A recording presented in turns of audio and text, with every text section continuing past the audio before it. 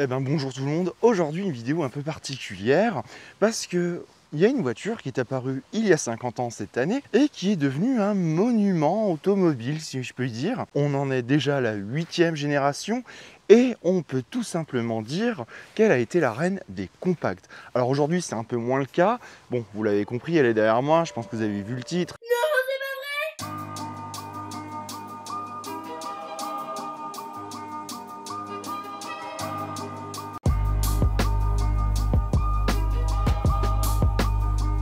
On va parler de la Golf 8, mais pas n'importe laquelle, puisque c'est celle de ma moitié. Et si vous êtes un peu sur Twitter, je pense qu'en janvier, vous avez dû voir un drama avec une Golf. Eh bien, la voici, et c'était moi. Et je vais vous expliquer un peu tout. Déjà, il faut savoir qu'on a acheté la Golf il y a quelques mois. Donc, c'est pas un procès d'intention, c'était ça. Je veux vraiment vous montrer un peu les qualités de la voiture.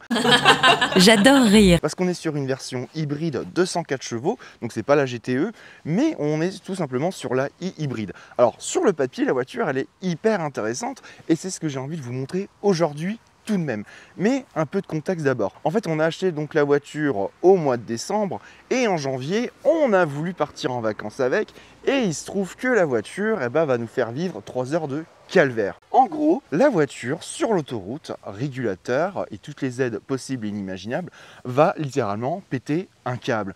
On va se retrouver avec une voiture qui va nous désactiver toutes les aides, on va perdre la radio, on va perdre l'infodivertissement, on va perdre d'ailleurs même la climatisation, plus aucune commande tactile ne va fonctionner.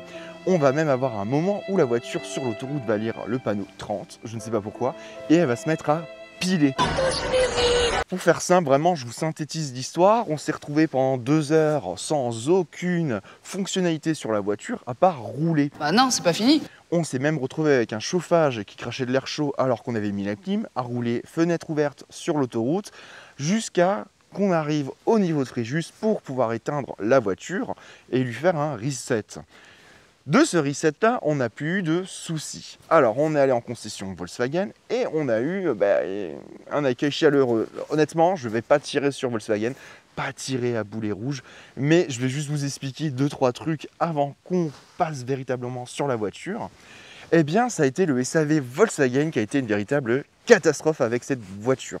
En gros, Volkswagen nous a dit que cette voiture n'avait eu aucun souci, mais la concession où on s'est rendu pendant nos vacances nous a dit qu'il connaissait le problème, car le système d'infodivertissement Volkswagen reconnaît des problèmes suite à la présence d'une antenne militaire. Et si vous allez sur les forums Volkswagen, vous allez découvrir qu'on n'était pas les seuls à être touchés par ce dysfonctionnement, puisque la voiture, les forums fournissent de cas similaires, que ce soit entre Aix-en-Provence ou encore Bordeaux, il y a plusieurs cas de Volkswagen folle, de Golf folle.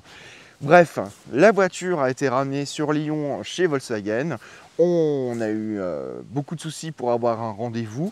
Volkswagen Lyon nous a fait genre qu'ils ne connaissaient pas le problème. Alors ça, je ne vais pas les mettre en doute, c'est pas le souci, je m'en fiche. Mais du coup, la garantie n'a pas été prise en compte.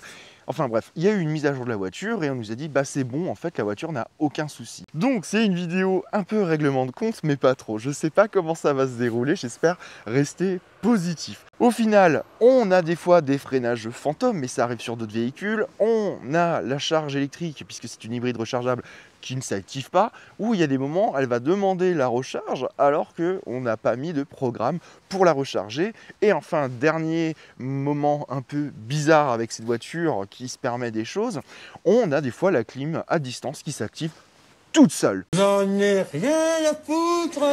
Pour le reste, vous allez voir quand même que cette Volkswagen Golf est une excellente voiture, mis à part son infodivertissement. Voilà, c'était un peu mon trigger warning sur la voiture. On sent la qualité Volkswagen et c'est quand même ce que je vais vous montrer aujourd'hui. Voilà, il fallait évidence que je n'avais pas apporté par rapport à Twitter de réponse depuis et je voulais le faire en vidéo pour vraiment un peu expliquer le cas. Bref, il y a eu des bugs, il y a eu des soucis avec la voiture. Aujourd'hui, c'est pas totalement réglé. Elle s'en va. Il n'empêche que c'est une bonne voiture et je sais qu'il vient d'avoir le restylage. Donc, je croise les doigts pour que ça ne se répète plus, en fait, finalement. La voiture, elle est là. Donc, c'est une version 2021. Donc, hybride.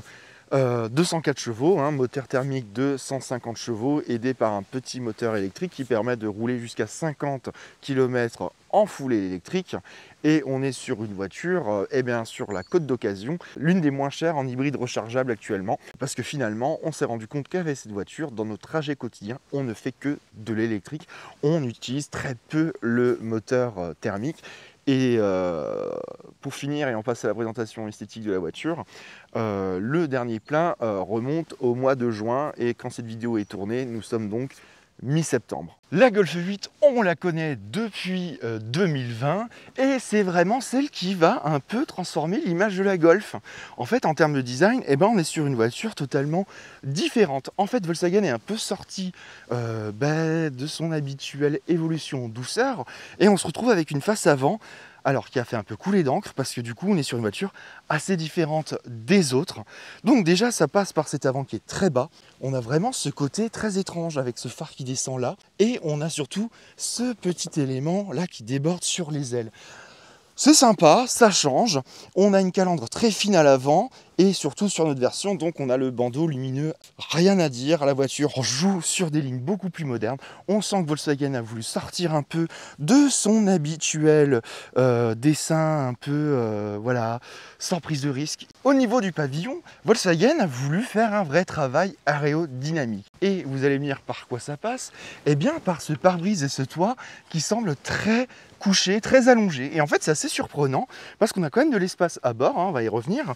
Mais alors, fun fact, quand il pleut, eh bien, on a la pluie qui retombe sur le pare-brise.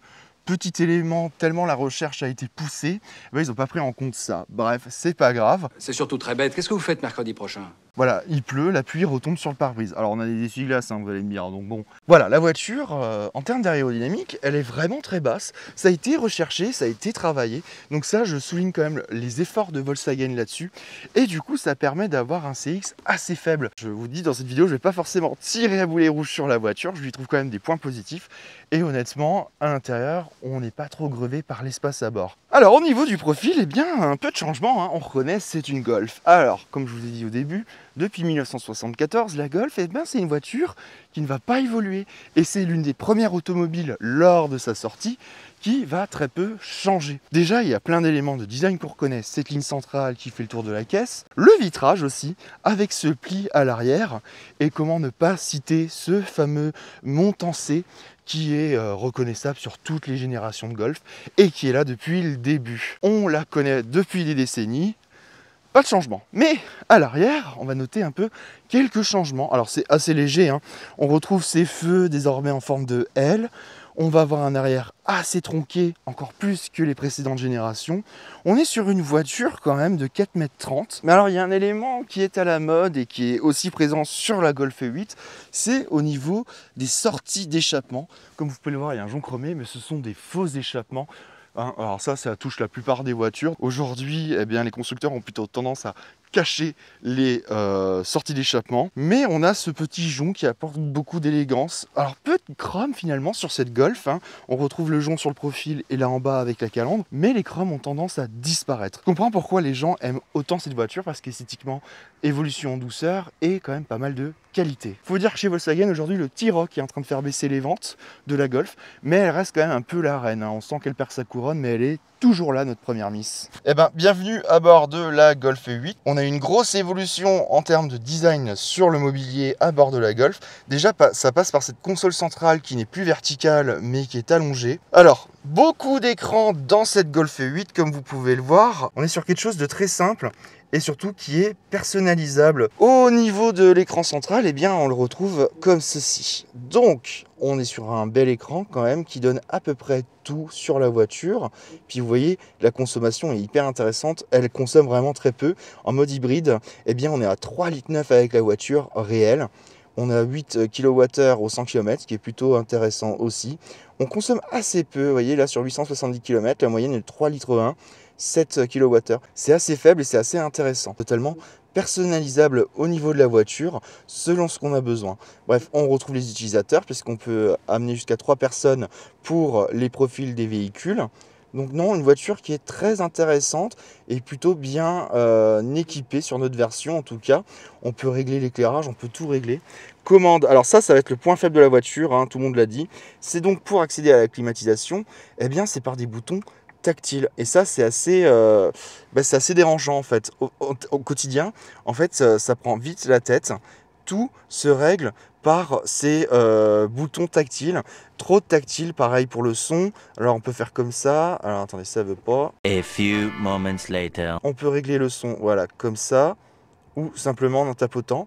La climatisation, ce sera pareil. Alors le soir, ça arrive régulièrement qu'on se trompe. Donc après, on a un petit éclairage d'ambiance. Chargeur à induction. Et donc le sélecteur de vitesse qui est là. Non, c'est pas mal fait. Franchement, il n'y a rien à dire. Le petit bouton pour démarrer la voiture. Petit rangement ici. Le volant est très très bien fait aussi, c'est pratique. Alors nous sur notre version, on a donc des vraies touches physiques, on n'a pas la haut de gamme, donc on n'a pas les boutons tactiles. Et c'est encore bien fini, honnêtement, j'ai rien à dire de ce côté-là. Franchement, c'est propre, c'est bien fini. C'est vraiment la rigueur allemande qu'on connaît bien chez Volkswagen. Franchement, c'est très très bien foutu. Là, on retrouve un petit accoudoir, hop, avec des rangements. On va retrouver un peu tout notre bordel. Et donc, du coup, eh bien, la sellerie est un peu une sellerie sport qui mixe tissu et alcantara. Et franchement, ils sont hyper confortables. Réglage électrique. Et vous voyez, c'est ce que je vous disais. Donc, la voiture est ultra basse, hyper arquée à ce niveau-là pour l'aérodynamique. Mais ça mange pas l'espace. Franchement, c'est plutôt bien fichu. On a une petite vitre là-bas. Bon, on s'en serait passé, parce qu'elle apporte pas grand-chose au quotidien. Vous voyez, j'ai de la place au niveau du plafond. Je suis pas bloqué. Mémoire de forme pour les sièges. Honnêtement, cet espace-là n'est pas du tout perturbant plus que ça, malgré cette inclinaison assez forte. Bref, une voiture vraiment où on se sent bien. On peut régler aussi, je vais vous le montrer tout de suite, on peut régler au niveau des jambes le petit coussinet là devant pour faire de la route. Franchement, non, on est plutôt pas mal. C'est une voiture hyper intéressante. C'est là où on sent aussi toute la maîtrise des constructeurs allemands qui offrent des voitures qui sont vraiment bien étudiées, bien réfléchies pour que ce soit des petits trajets ou des trajets plus longs. Alors, là, Volkswagen paye des choix qu'ils ont voulu originaux et modernes. Et ça le fait pas trop, les touches tactiles, clairement, pour le coup. Pas l'idée du siècle. À l'arrière, j'ai de la place, vous voyez, j'ai vraiment beaucoup d'espace. On retrouve deux petits rangements ici et une aumônière un peu plus bas. Bref, et une voiture qui est franchement spacieuse quand même pour les occupants. On est vraiment plutôt pas mal. Une bonne visibilité quand même pour les occupants. On n'a pas trop cet aspect meurtrière qu'on retrouve sur certaines voitures. Banquette pareil qui est creusée. Franchement, encore un bon point pour Volkswagen. Et on a l'inimitable Trapaski qui est là, échec, voilà, qui elle s'ouvre véritablement pour nous permettre d'avoir accès au coffre. Rangement avec des gobelets. Bref, on a un peu de place. On est pas mal dans cette voiture, franchement. Très très bon point là-dessus. Pareil, j'ai de la place partout. Alors on sera bien à 4, moins bien à 5. Bon, après j'ai un gabarit particulier. Ah, et ce que j'ai oublié de vous montrer aussi à l'arrière de la voiture, on a donc la commande de clim ici à l'arrière. Bon point, avec des chargeurs un peu plus bas. Bref, la Golf 8 a toujours le sens de l'accueil, c'est toujours aussi bien. Franchement, j'essaye vraiment d'être positif après le trigger warning du début de la vidéo. On est sur une voiture qui a de la place, qui est confortable, les sièges sont bien creusés. Bref, elle accueillera sans aucun souci une famille de 4 personnes. On a de l'espace malgré tout. On est sur une voiture confortable, qui a le sens de l'accueil, qui propose le minimum, mais ça le fait. Franchement, rien d'autre à dire. Ah si, il y a un truc que j'ai oublié de dire. Je ne sais pas si vous voyez bien là, parce qu'avec le contre-jour c'est compliqué. On a pas mal d'éléments dans ce plastique laqué, là, le fameux Black Piano. Et ça, au quotidien, c'est un enfer. S'il vous plaît les constructeurs, arrêtez avec ce Black Piano parce que vraiment on fout des traces de doigts de partout, c'est immonde. Et au niveau du coffre aussi, on a un bon volume. La caméra est bien faite, on a tous les radars qu'il faut, pas de vision 360 mais ça le fait bien. Mais on est sur une voiture qui se montre extrêmement confortable et polyvalente. C'est très homogène en fait finalement. On est sur une voiture qui fait quand même le maximum dans les prestations. On reste quand même sur une voiture qui arrive à allier entre confort et performance. Moi je l'ai en mode sport. Pourquoi ? Parce que c'est le mode qui va permettre une meilleure régénération du freinage et donc de pouvoir réaugmenter la capacité de la batterie Et on est donc sur une voiture qui se permet, mine de rien, d'offrir des prestations hyper agréables.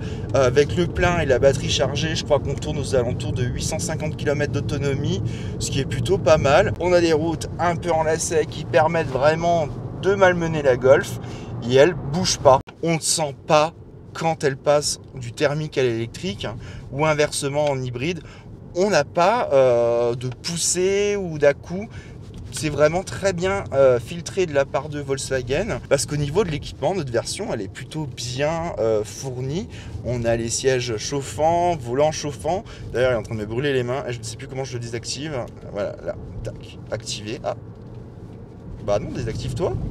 Ok, voilà, bah, typiquement un des bugs de la voiture. Parce que j'ai les sièges chauffants, il m'active directement le volant chauffant. Et quand je veux le désactiver, eh ben, typiquement, là, il est en train de me dire qu'il était désactivé. Alors que non, le volant est brûlant. Alors, vous l'avez vu, c'est une bonne voiture.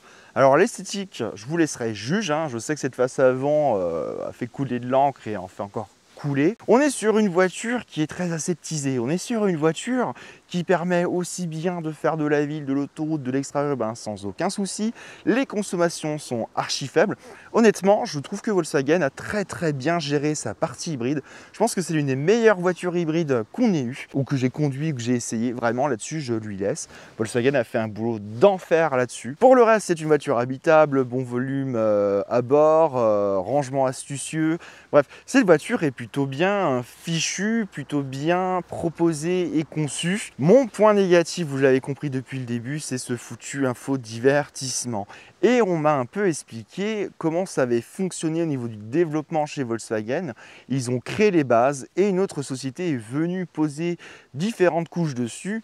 Et le souci, c'est que par rapport à d'autres constructeurs, quand ça bug, eh bien, on ne sait pas vers qui remonte véritablement l'info. Et est-ce que Volkswagen laisse la main sur son prestataire pour reprendre le système. Un peu de raté au niveau du SAV Volkswagen. En tout cas, cette vidéo n'est pas à charge contre Volkswagen, je le précise, parce que vous voyez, j'ai quand même trouvé du positif. Pourquoi on a acheté cette voiture? En termes de consommation, c'est ridicule. Si la batterie est vide, et ça, j'en ai pas parlé, et je pense que c'est important de vous le dire aussi, on tourne aux alentours de 5 litres selon comment on conduit. On n'a jamais dépassé les 7 litres avec la voiture à batterie vide. Donc là-dessus aussi, c'est plutôt intéressant de la part de Volkswagen d'avoir réalisé une voiture avec un appétit assez faible. Mais alors aussi, pourquoi cette voiture a un appétit aussi faible? Ce n'est pas juste grâce à ce fameux aérodynamisme poussé sur la voiture, son moteur ou son système hybride, c'est aussi parce que c'est une berline et pas un SUV. Bref, une voiture archi intéressante. J'espère ne pas vous avoir dégoûté de Volkswagen ou m'être mis Volkswagen France à dos, mais il était important, voilà, quand même d'en parler. Malheureusement, eh bien, les bugs informatiques ont fait qu'on s'en sépare. Bref, c'était une voiture très intéressante. Franchement, bravo à Volkswagen parce que honnêtement, sur le système hybride, il n'y a rien à dire. Une voiture hyper intéressante. Voilà, ce qui conclut l'essai de la voiture. Je vous remercie encore de votre fidélité. Merci pour vos likes et vos j'aime, vos commentaires. C'est toujours un plaisir de vous lire, de vous répondre et de partager avec vous. On en apprend tous les jours et j'en apprends aussi par vos commentaires. Je vous remercie encore. N'hésitez pas à vous abonner si ce n'est pas encore fait. J'espère quand même que Volkswagen ne va pas être en colère après cet essai. Je ne suis pas sûr pour le coup, parce qu'honnêtement, j'ai quand même voulu montrer les qualités de la voiture et les défauts. Je vous dis à très bientôt, c'était Guillaume. Salut!